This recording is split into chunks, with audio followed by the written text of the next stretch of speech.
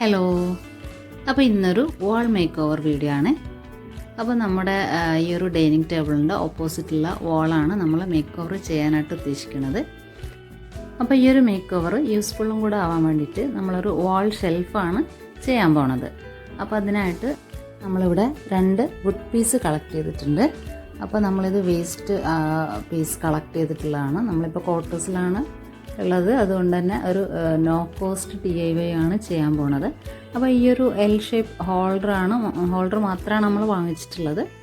അപ്പം ഈ ഒരു പീസ് വെച്ചിട്ട് നമുക്ക് ഈ ഏരിയയിൽ ഒരു ഷെൽഫ് ചെയ്തെടുക്കാം. അപ്പോൾ ആദ്യം തന്നെ ഞാൻ ആ സ്ക്രൂ ഒക്കെ ഒന്ന് ഫിക്സ് ചെയ്തെടുക്കുന്നുണ്ട്. അപ്പോൾ ഇതുപോലെ റാക്കിൽ സ്ക്രൂ ഒക്കെ ഒന്ന് ഫിക്സ് ചെയ്തെടുത്തിട്ടുണ്ട്. ഇനി ആൾ ഓഫീസിൽ നിന്ന് വന്നതിന് ശേഷം എനിക്കത് വാളിലും കൂടെ ഒന്ന് ഫിക്സ് ചെയ്ത് തന്നിട്ടുണ്ടായിരുന്നു. അപ്പോൾ ഒരു 2 ലെയർ ഷെൽഫാണ് നമ്മളിവിടെ ഉദ്ദേശിച്ചിട്ടുള്ളത്. അപ്പോൾ അതുപോലെ ഒന്ന് ഫിക്സ് ചെയ്തെടുത്തിട്ടുണ്ട്. അപ്പോൾ ഫിക്സ് ചെയ്തതിന് ശേഷം ഇതുപോലെയാണ് കിട്ടിയിട്ടുള്ളത്.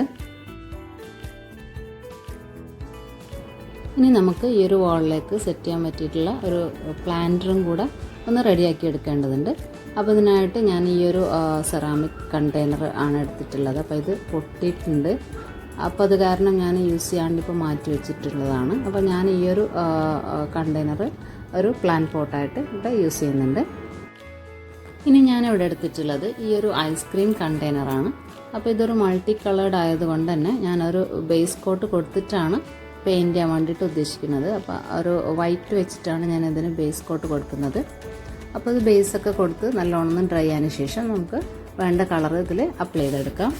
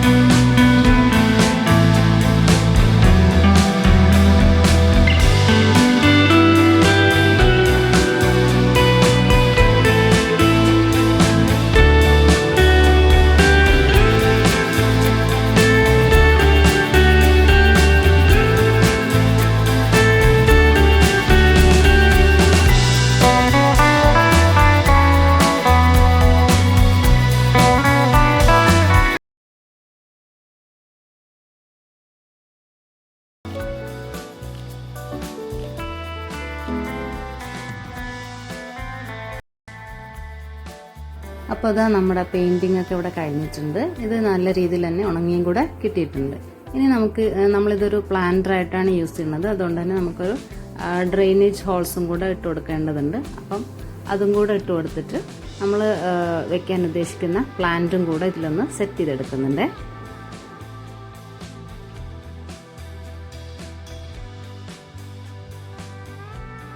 ഇനി ഞാൻ ഈ ഒരു കണ്ടെയ്നർ വാർണിഷ് ചെയ്തെടുക്കാൻ വേണ്ടിയിട്ട് വിട്ടുപോയിട്ടുണ്ടായിരുന്നു.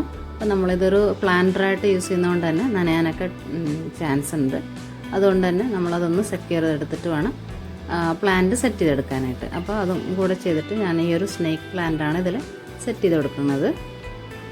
അപ്പോൾ അതും കൂടെ ചെയ്തിട്ട് നമുക്ക് നമ്മളെ ഷെൽഫ് ഓർഗനൈസേഷൻ ഒന്ന് കണ്ടു നോക്കാം.